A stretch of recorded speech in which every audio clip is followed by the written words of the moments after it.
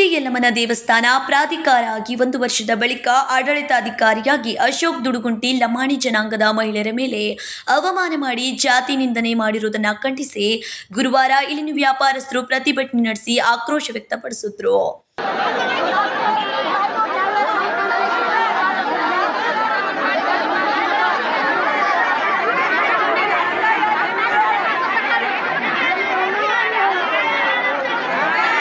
ಅಭಿವೃದ್ಧಿ ವಿಷಯದಲ್ಲಿ ನಾವ್ಯಾರೂ ವಿರೋಧ ವ್ಯಕ್ತಪಡಿಸಿಲ್ಲ. ಆದರೆ ಅಶೋಕ್ ದುಡುಗುಂಟಿ ಲಮಾಣಿ ಜನಾಂಗದ ಮಹಿಳೆಯರ ಮೇಲೆ ಅವಾಚ್ಯ ಶಬ್ದಗಳಿಂದ ನಿಂದಿಸಿ ಅವಮಾನ ಮಾಡಿದ್ದಾರೆ.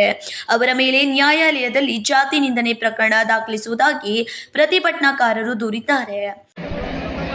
ದೇವಸ್ಥಾನಕ್ಕೆ ಅಭಿವೃದ್ಧಿ ಪ್ರಾಧಿಕಾರ ಆಗಿ 1 ವರ್ಷ ಆದ ನಂತರ ಈ ಅಭಿವೃದ್ಧಿ ಪ್ರಾಧಿಕಾರಕ್ಕೆ ಕಾರ್ಯದರ್ಶಿಯಾಗಿ ಬಂದಂಥ ಅಶೋಕ್ ದುಡುಗುಂಟಿ ಅವರು ಅಭಿವೃದ್ಧಿಗಾಗಿ ತಮ್ಮ ಅಂಗಡಿ ಮುಗ್ಗಟ್ಟುಗಳನ್ನು ತೆಗೀರಿ ಅಂತ ಹೇಳಿದಾಗ ನಾವು ಅವರಿಗೆ ಸಹಕಾರ ಕೊಟ್ಟು ತೆಗಿತಾ ಇದ್ವಿ.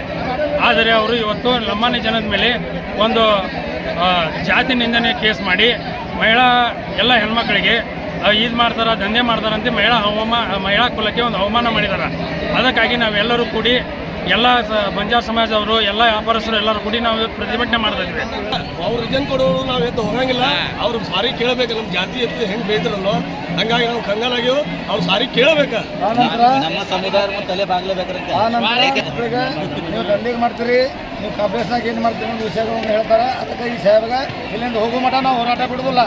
ಆ ನಂತರ 1997 ಕೋರ್ಟ್ನಲ್ಲಿ ಕೂಡ ಅಶೋಕ್ ದುಡುಗುಂಟಿ ಅವರು ಸಾಕಷ್ಟು ಕಿರುಕುಳ ನೀಡಿದ್ದಾರೆ, ನಮ್ಮ ಸಮುದಾಯಕ್ಕೆ ಅನ್ಯಾಯ ಮಾಡಿದ್ದಾರೆ, ನಮ್ಮ ಸಮುದಾಯಕ್ಕೆ ಬಹಿರಂಗವಾಗಿ ಕ್ಷಮೆ ಕೇಳಬೇಕು, ಇಲ್ಲಿಂದ ಅವರನ್ನ ವರ್ಗಾವಣೆಗೊಳಿಸಬೇಕೆಂದು ಪಟ್ಟು ಹಿಡಿದ್ರು.